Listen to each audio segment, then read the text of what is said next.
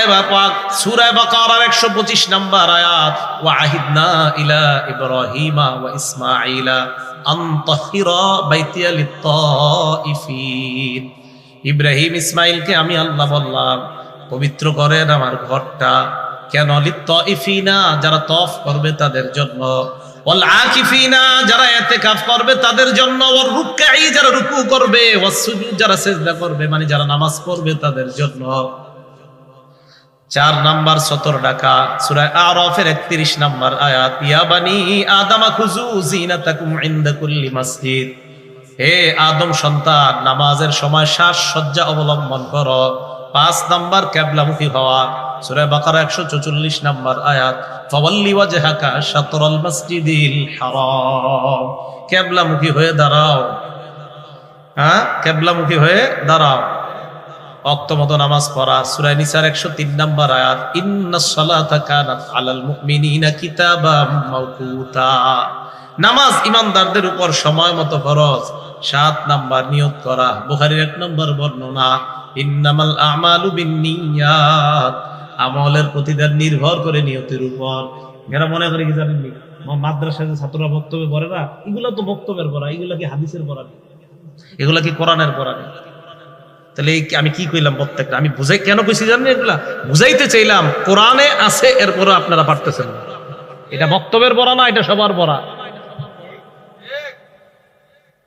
হ্যাঁ, তো নামাজ পড়া, খুশু গুজুর সাথে নামাজ পড়া, নামাজ ইতমিনানের সাথে পড়া। দলিল সহিহ বুখারী 757। 757 মানে কি? 757। দখলা রাসূলুল্লাহ সাল্লাল্লাহু আলাইহি ওয়াসাল্লাম আল মসজিদ, আল্লাহ নবী মসজিদে প্রবেশ করলেন। ফাজা রাজুলুন, এক ব্যক্তি আসছে, আসার পর মসজিদে প্রবেশ করছে। করার পর ভালো করে দেখেন, আচ্ছা কথার কথা, এই দেখেন নজর, নজর নামাজে যখন দাঁড়াইলেন, নামাজের নজর কয়েক জায়গায় রাখা। ওই জায়গা থেকে যদি নজর সরে যায় বুঝতে হবে আপনার খুশু খুজু শেষ। কিন্তু নজরগুলা যদি ওই জায়গায় রাখতে পারেন ইনশাআল্লাহ আমি বলে গেলাম খুশু খুজু শেষ হবে না, থাকবে। নামাজে আপনি দাঁড়াইলেন, দাঁড়ানোর পর আপনার যে জায়গায় সিজদা করবেন ওই জায়গায় আপনার নজর থাকবে। এর মানে দাঁড়ানোর সময় সিজদার স্থান থেকে যদি নজর সরে যায় আপনার খুশু খুজু সরে যাবে। সোজা হিসাব, দাঁড়ায় নজর থাকবে সিজদার স্থানে। ওই সময় যদি আপনার নজর অন্য জায়গায় যায় বাস খুশু খুশু চলে যাবে। আপনি ট্রাই করেন আজকে থেকে, ওই জায়গায় রাখেন, দেখবেন কোথায় জানি আছেন, ওখান থেকে একটু এদিক সেদিক যায় মনে হবে কোথায় যেন চলে যাচ্ছেন। 757 নম্বর হাদিসে আল্লাহ নবীর বর্ণনা, এক ব্যক্তি মসজিদে আসলেন, আসার পর নামাজ আদায় করলেন, নামাজ আদায় করলেন, করার পর ফাসাল্লামা আলা রাসূলিল্লাহ, আল্লাহ নবীর একটা সালাম দিছে, আসসালামু আলাইকুম। ফারাদ্দা, নবীজিও সালামের জবাব দিলেন।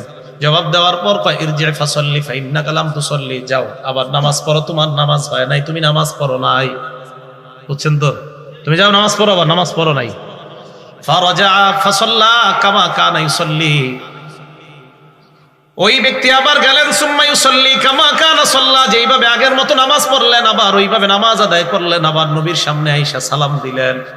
আল্লাহ নবী সালামের জবাব নিয়ে বললেন ইরজি ফাসাল্লি ফাইন্নাকা লাম তুসাল্লি, হে মিয়া যাও আবার নামাজ পড়ো, তুমি নামাজ পড়ো নাই। এইভাবে 3 বার হয়ে যাওয়ার পর ওই ব্যক্তি বলে ইয়া রাসূলুল্লাহ, আমি তো নামাজই পড়তেছি, আপনি কোন আমি নাকি নামাজ পড়ি নাই? আসলে তো নামাজ পড়ছি।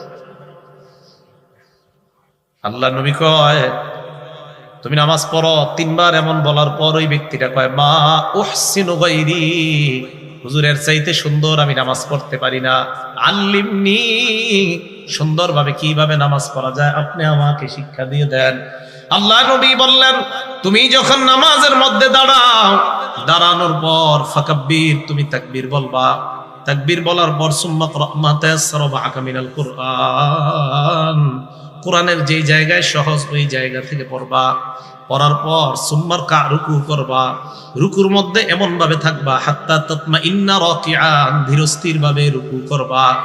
ধীরস্থির ভাবে রুকু করার পর সুম্মার ফা, এরপর তুমি মাথা উঠাইবা, মাথা উঠানোর পর হাত্তা তাতাদিলা কাইমা, সোজা হয়ে দাঁড়াইবা। বক্তব্যের বাচ্চারা দেখবেন পরে রুকু থেকে সোজা হয়ে দাঁড়ানো, 2 সিজদার মাঝখানে সোজা হয়ে বসা। এরা মনে করে এটি বক্তব্যে আছে, এটি হাদিসে আছে।